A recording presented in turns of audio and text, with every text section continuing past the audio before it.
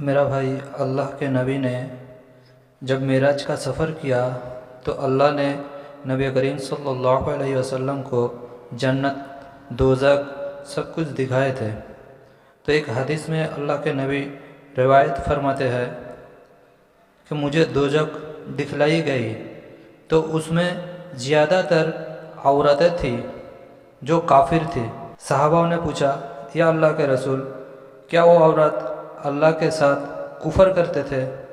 آپ صلی اللہ علیہ وسلم نے فرمایا، نہیں، بلکہ وہ خاوند کی ناشکری کرتی تھی، مطلب اپنے پتی کا ناشکر تھے، اور احسان کی ناشکری کرتی تھی، مطلب پتی کا کچھ بھی کام اس کو پسند نہیں ہوتا، اور اپنی پتی زندگی بھر اس کو دیکھ بھال کرے، اس کی ہر ضرورت کو پورا کرے، اس کو ہر تمنا کو پورا کرے۔ اگر ان سب کے دوران کچھ بھی تھوڑا بہت اونچ نیچ ہو جائے تو وہ فوراً ناشکری کرتی تھی، اسی لیے اس کو اللہ نے کفر کے ساتھ جوڑا۔ اسی وجہ سے زیادہ تر عورتیں جہنمی ہیں۔ میں نے جہنم میں دیکھا مرد سے زیادہ عورتیں تھیں۔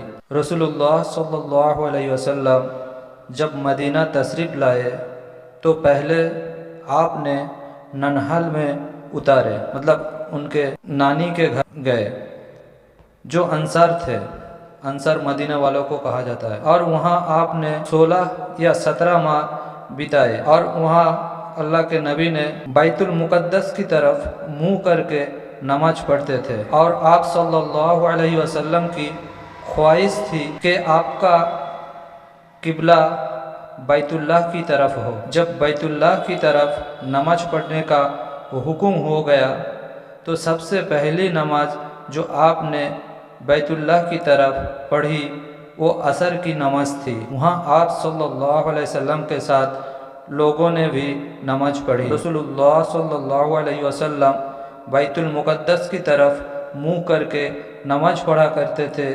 یہودی اور عیسائی خوش ہوتے تھے، مگر جب آپ صلی اللہ علیہ وسلم نے بیت اللہ کی طرف منہ پھیر لیا تو انہیں یہ امر ناگوار ہوا۔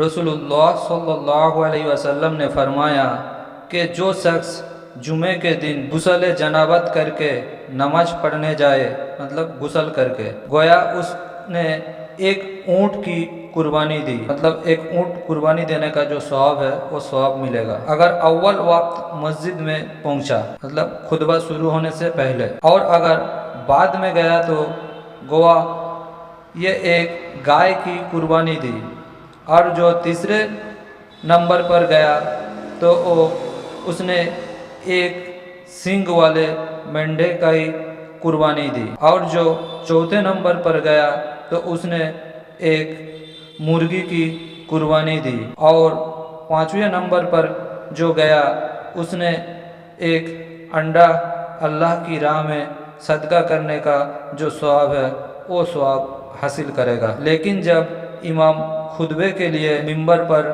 آ جاتا ہے، خطبہ سننے کے لیے سب کچھ چھوڑ کے مشغول ہو جایا کرو۔